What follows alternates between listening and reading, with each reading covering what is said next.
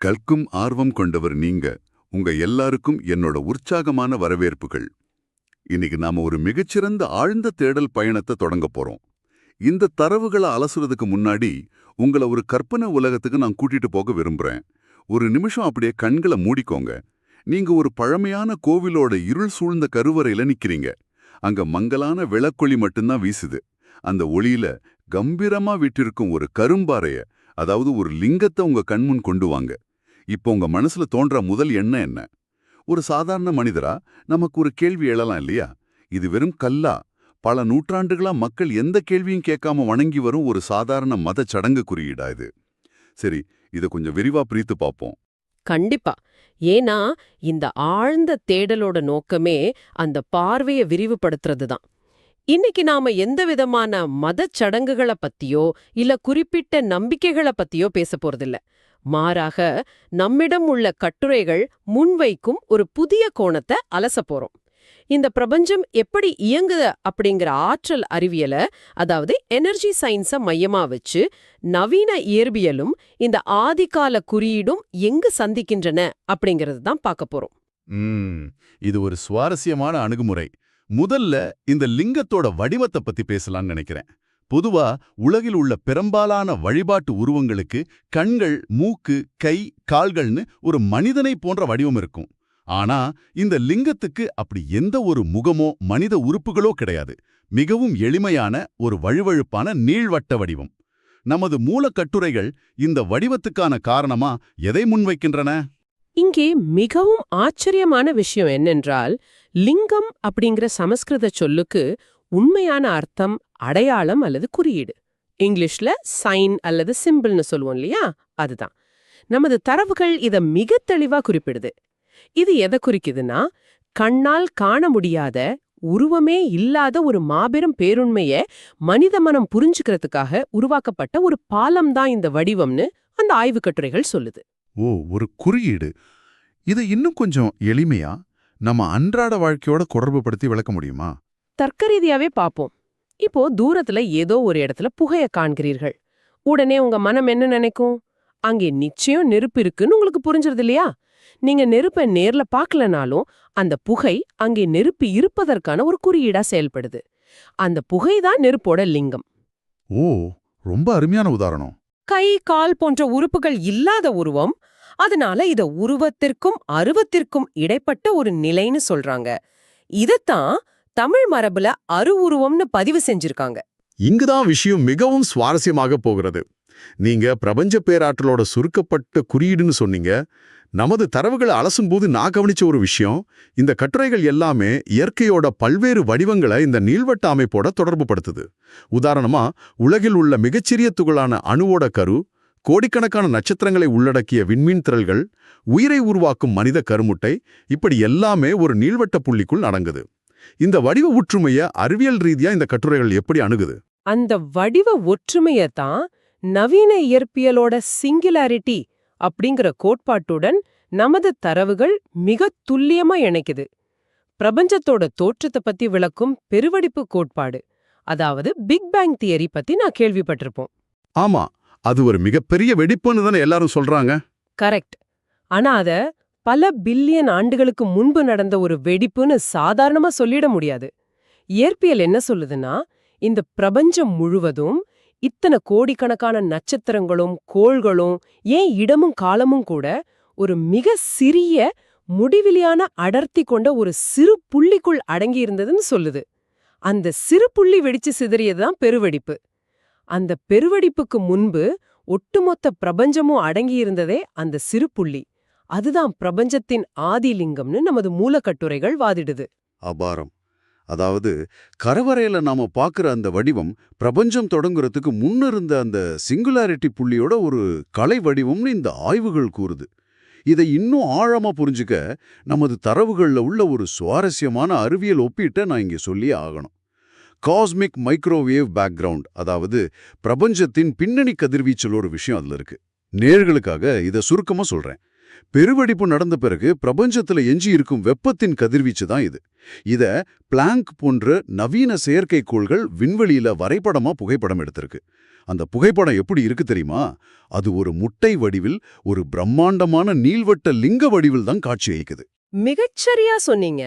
இதத்தான் நமது தரவுகள்ல உள்ள ஒரு முக்கியமான வரலாற்று பதிவு உறுதிப்படுத்துது.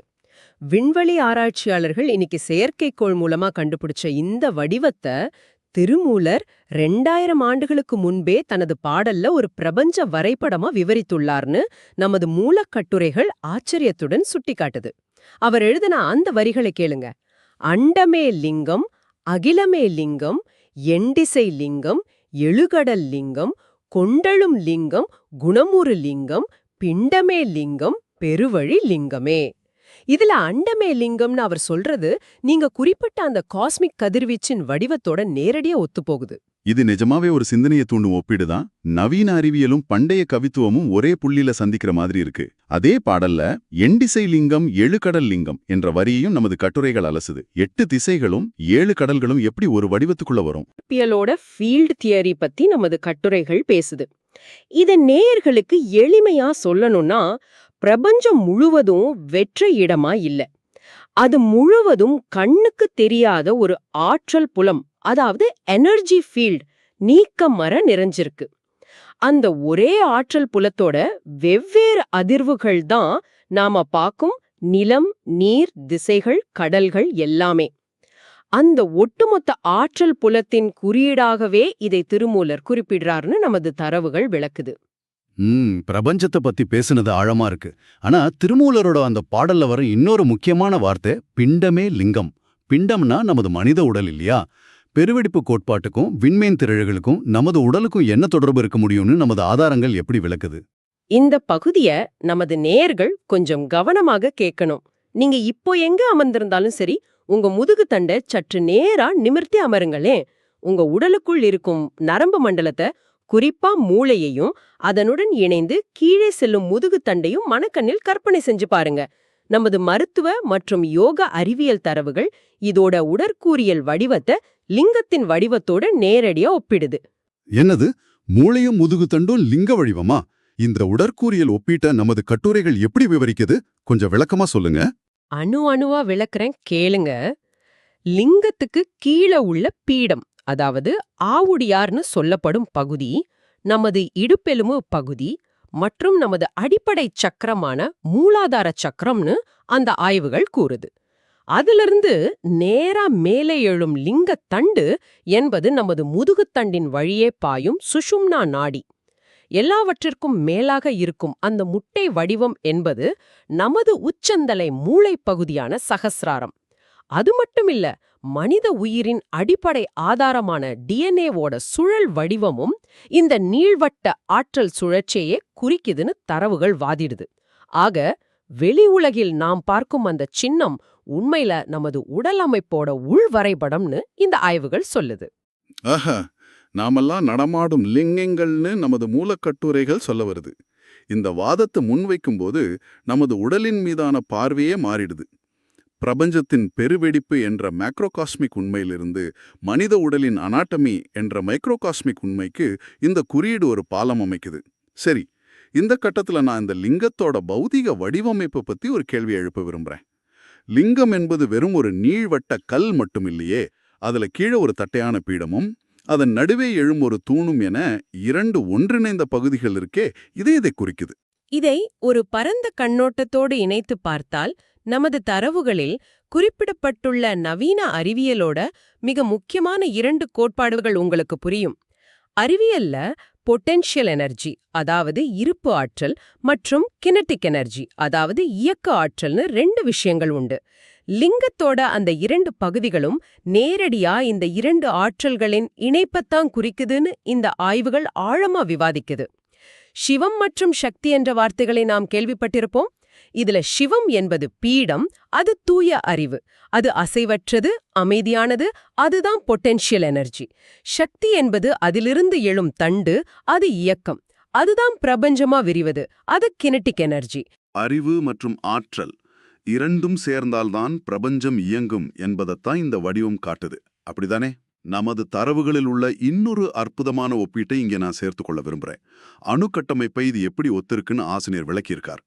ஒரு அணுவோட மையத்துல அசைவில்லாம இருக்கும் புரோட்டான் மற்றும் நியூட்ரான் ஆகியவை சிவமாகவும், அதை சுற்றி அபரிமிதமான வேகத்துல சுழலும் எலக்ட்ரான்கள் சக்தியாகவும் செயல்படுதுன்னு கட்டுரையில ஒரு வாதம் முன்வைக்கப்படுது. இந்த முழுமையான சமநிலையை, அதாவது பிரபஞ்சத்தோட பேலன்ஸ் தான் இந்த வடிவம் நமக்கு உணர்த்துது. அது மிக சரியான சுருக்கம். அறிவு இல்லாம ஆற்றல் தன்னிச்சையா இயங்காது, அதே போல ஆற்றல் இல்லாம அறிவு வெளிப்படாது. இந்த இரண்டின் பிரிக்க முடியாத தன்மையத்தான் இந்த வடிவம் காட்டுது. இது மிகவும் ஆழமான விளக்கம். ஏன்னா நமது சமூகத்துல பலருக்கும் இது குறித்த சில மேலோட்டமான உயிரியல் சார்ந்த தவறான புரிதல்கள் இருப்பதை நாம் அறிவோம். லிங்கம் என்றாலே அது ஒரு குறுகிய ஆண் பெண் உடற்கூறு சார்ந்த அடையாளம்னு நம்புபவர்கள் இன்றும் இருக்காங்க. நமது ஆய்வுக் கட்டுரைகள் இந்த தவறான புரிதலை எப்படி கையாளுது? நமது தரவுகள் அந்த மேலோட்டமான புரிதலை மிக தெளிவா மறுக்குது. லிங்கம் என்பது ஆண் பெண் என்ற குறுகிய உயிரியல் அடையாளங்களை கடந்த இந்த பிரபஞ்ச படைப்பின் மூல கோட்பாடுன்னு அவை வாதிடுது. இது ஒரு உயிரியல் அடையாளம் அல்ல, அது ஒரு கணித புள்ளி. இத புரிஞ்சுக்க திருவண்ணாமலை புராணக் கதையே ஒரு அறிவியல் குறியீடா நமது கட்டுரைகள் எப்படி விளக்குதுன்னு பாப்போம். அடிமுடி தேடிய கதைன்னு சொல்லுவாங்களே, அதையா குறிப்பிடுறீங்க? ஆமா, அதேதான். அங்கே லிங்கம் ஒரு முடிவற்ற நெருப்புப் பிழம்பா தோன்றியதா புராணம் சொல்லுது. அதோட அடிய தேடி ஆனா இருவராலும் அதன் தொடக்கத்தையோ முடிவையோ கண்டுபிடிக்க முடியல என்பது கதை. நமது தரவுகள் இதை கட்டுக்கதையா பார்க்காம விரிவடைந்து கொண்டே செல்லும் பிரபஞ்சத்தின் ஒரு குறியீடாகவே பார்க்குது. படைப்புக்கும் காப்பதற்கும் எட்டாத ஒரு முடிவிலியான பேரண்ட வெளி அது என்பதுதான் இந்த கதை உணர்த்துது. லிங்கம் என்ற சொல்லின் வேர்ச்சொல்ல வச்சு நமது கட்டுரைகள் இதை மிக அழகா நிறுவுது.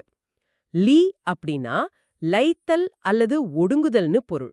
கம் அப்படின்னா கமித்தல் அல்லது தோன்றுதல்னு பொருள். இந்த பிரபஞ்சம் முழுவதும் எந்த ஒரு கணித புள்ளியில் ஒடுங்குகிறதோ, எங்கே மீண்டும் தோன்றுகிறதோ அந்த ஆதிப்புள்ளிதான் லிங்கம்னு இந்த ஆய்வுகள் அழுத்தம் திருத்தமா பதிவு செய்யுது. இதற்கெல்லாம் என்ன அர்த்தம்? ஒருபுறம் பிரபஞ்சத்தோட பெருவெடிப்பு குவாண்டம் இயற்பியல்னு சொல்றீங்க, மறுபுறம் நமது முதுகுத்தண்டின் வடிவம் கணித புள்ளின்னு சொல்றீங்க. அப்படியானால் பலாயிரம் ஆண்டுகளா மக்கள் கோவில்களில் செய்து வரும் வழிபாடுகள், அந்த லிங்கத்தின் மீது பால் ஊற்றுவது, தீபம் காட்டுவது எல்லாமே வெறும் மூட நம்பிக்கை தானா? அன்றாட வாழ்க்கையில குறிப்பா சொல்லப்போனா நேர்களாகிய நமக்கு இது எந்த விதத்துல பயனுள்ளதா இருக்குன்னு நமது தரவுகள் எப்படி இணைக்குது? முக்கியமான கேள்வி. இந்த சடங்குகளை வெறும் மூட நம்பிக்கையா நமது தரவுகள் நிராகரிக்கல. மாறாக அவற்றை மனித மனதை குவிக்கும் ஒரு மிகச்சிறந்த சைக்கலாஜிக்கல் டூலாக, அதாவது ஒரு ஆழமான உளவியல் கருவியாகவே பார்க்குது. நீங்க சற்று யோசிச்சு பாருங்க. இன்றைய நவீன வாழ்க்கையில ஸ்மார்ட் போன்கள், தகவல்கள், சமூக வலைத்தளங்கள்னு நமது கவனம் பல 100 திசைகளில் சிதறி கிடக்கு. நமது மூளை தொடர்ந்து சோர்வடையுது. இப்படி சிதறி கிடக்கும் மனித மனதை எந்த விதமான கவனச்சிதறலும் இல்லாத ஒரு எளிமையான வழுவழுப்பான புள்ளியில் குவிக்கும்போது மனதோட ஆற்றல் ஒரு நேர்கோட்டில் குவியத் தொடங்குது. அது உங்களை ஆழ்ந்த கவனத்திற்கும் தியான நிலைக்கும் அழைத்துச் செல்லுது. அந்த சடங்குகளுக்கும் ஒரு ஆழமான உளவியல் அர்த்தம் இருப்பதா கட்டுரைகள் கூறுது. லிங்கத்தின் மீது ஊற்றப்படும் பால் அல்லது நீர் என்பது உங்களின் அகந்தியை கொஞ்சம் கொஞ்சமாக கடைப்பதன் உளவியல் அடையாளம். அங்கே காட்டப்படும் கற்பூர தீபம் என்பது இருளை அகற்றுவது போல உங்க அறியாமையை நீக்கும் ஞானத்தின் அடையாளம். அதாவது கருவறையில நடக்கும் விஷயங்கள் எல்லாமே நமக்குள் நடக்க வேண்டிய உளவியல் மாற்றங்களோட ஒரு செய்முறை விளக்கம்னு சொல்லலாமா?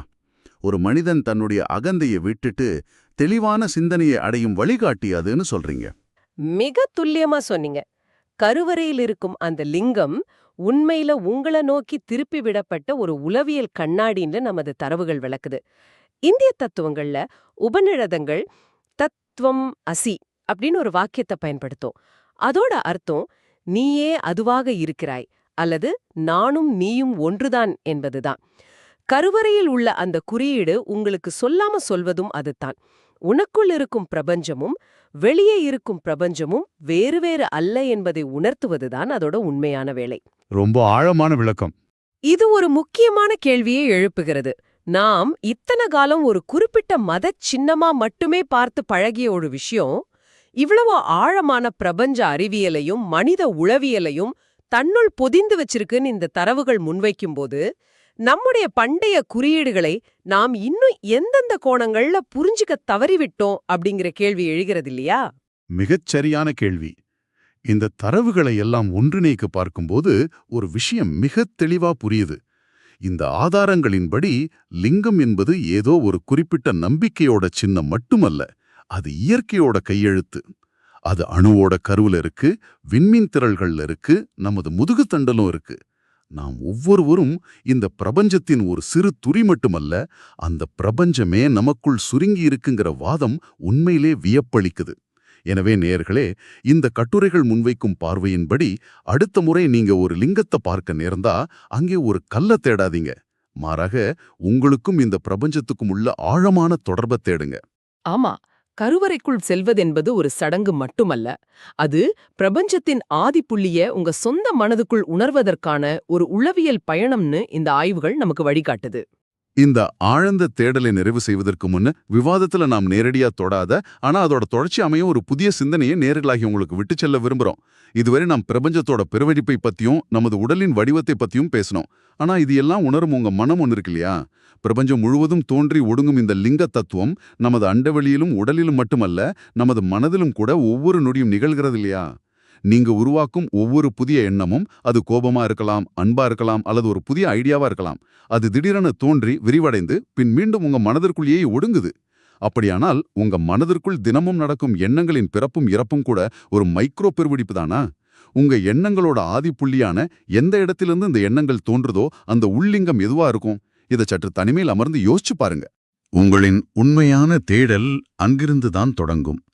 மீண்டும் ஒரு சுவாரஸ்யமான ஆழ்ந்த தேடலில் சந்திப்போம்.